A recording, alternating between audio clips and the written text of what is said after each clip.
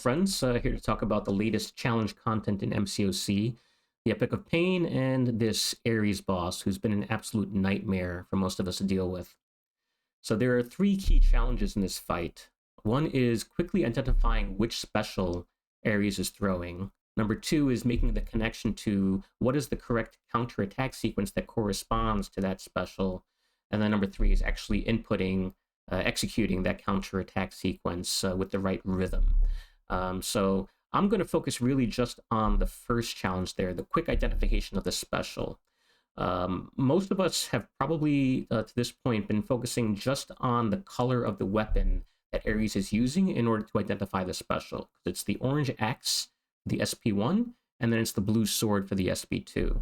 But what I found is that, it's really a very narrow time window in between when you see that color weapon and when you have to actually start inputting those counterattacks, especially in the later phases of the fight. It's really, I'm finding it very challenging to make that transition quickly enough.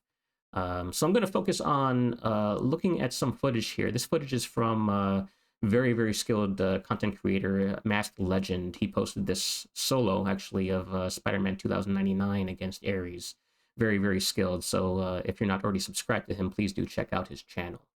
There are, in my analysis, a few extra cues that come a little bit earlier and might give you just that little bit of extra time, that little bit extra edge, so that you can actually react in time. I've set up the split screen of the SP1 and the SP2. I think this is from phase 2 of the fight. So the SP1 is on top, the SP2 is on bottom.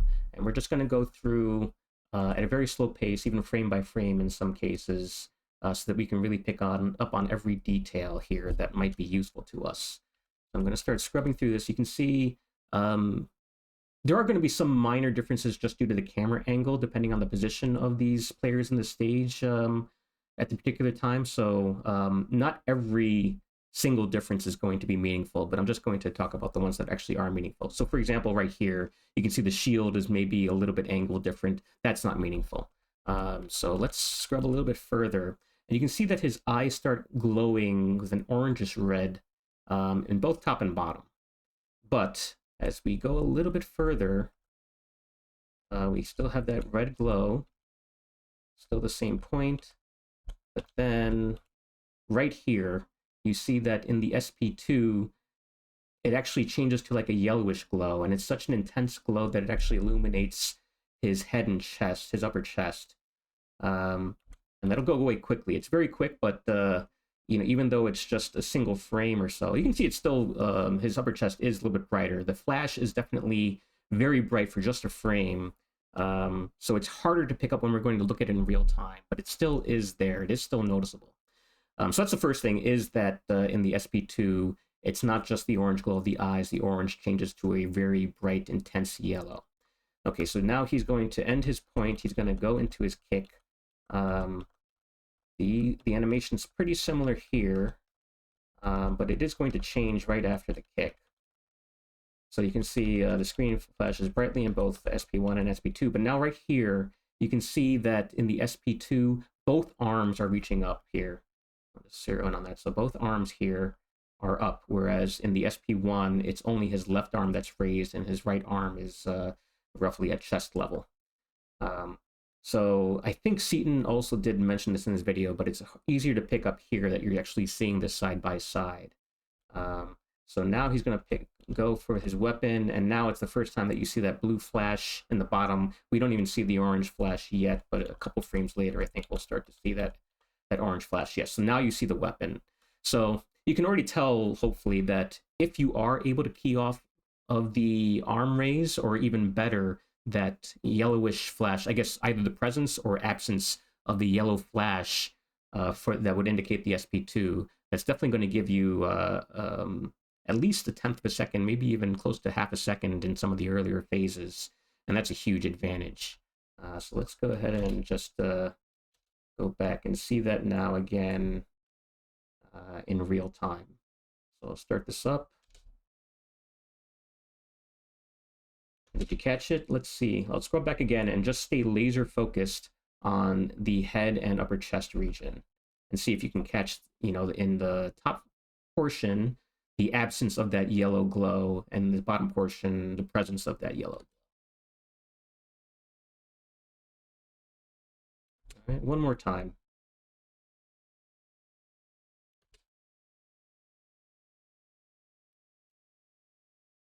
Again, you can also, I mentioned specifically that glow.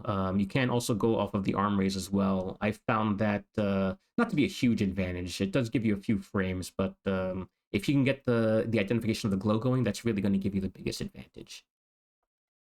So we're going to take a look at a few examples here of some specials from Phase 3. So a little bit of a quicker pace.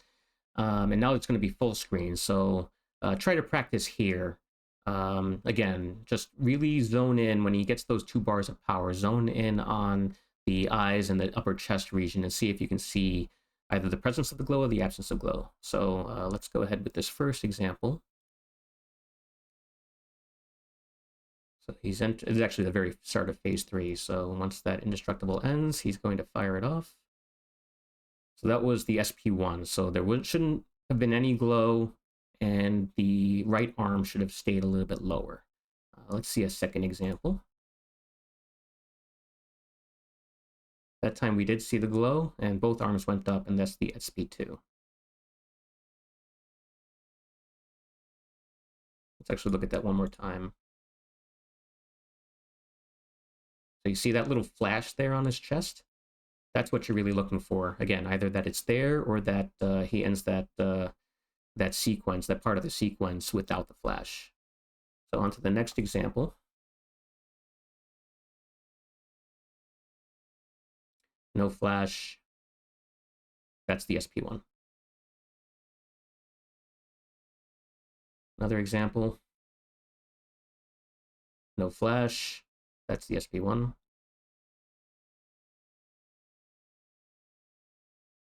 Let's do a final example. That time we did see the flash.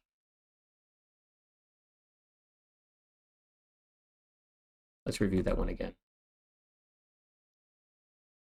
But quick, it's very quick, but if you look for it, there's an unmistakable flash of the yellow light right after the eye flash.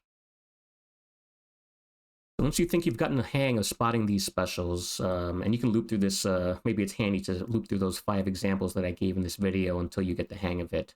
Give it a try in your next run. Hopefully it'll save you some revives. Please do let me know if this video was a help for you, or if you think there's any other cues that I missed that maybe I can do in a follow-up video. Please let me know in the comments down below. All right, have a good one. Take care. See y'all later.